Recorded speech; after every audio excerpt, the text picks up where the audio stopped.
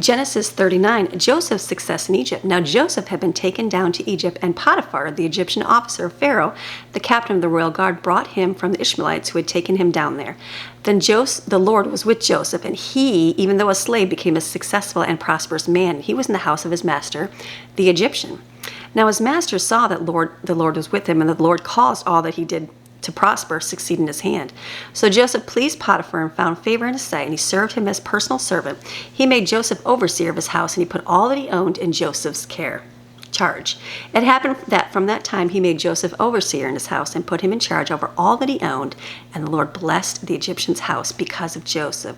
So the Lord's blessing was on everything that Potiphar owned, in the house and in the field.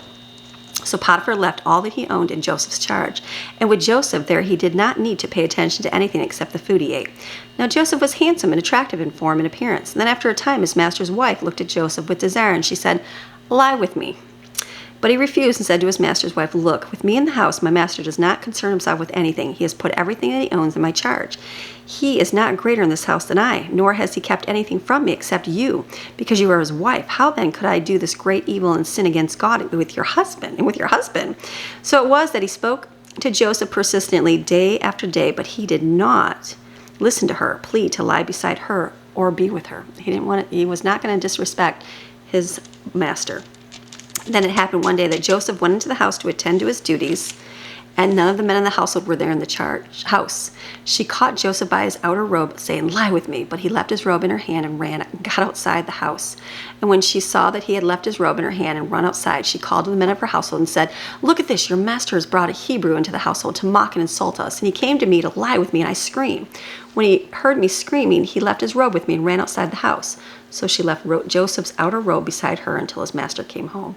And then she told her husband the same story, saying, "The Hebrew slave whom you brought among us came to me to mock and insult me.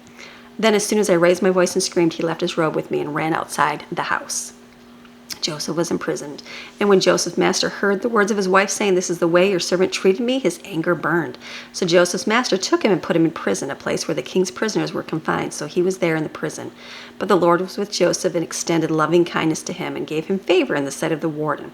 The warden committed to Joseph's care, his management, all the prisoners who were in the prison, so that whatever was done there, he was in charge of it. The warden paid no attention to anything that was in Joseph's care, because the Lord was with him. Whatever Joseph did, the Lord made to prosper. Wasn't that a good thing to live by? Whatever you do, the Lord is making it prosper in your life. That's a good thing to have.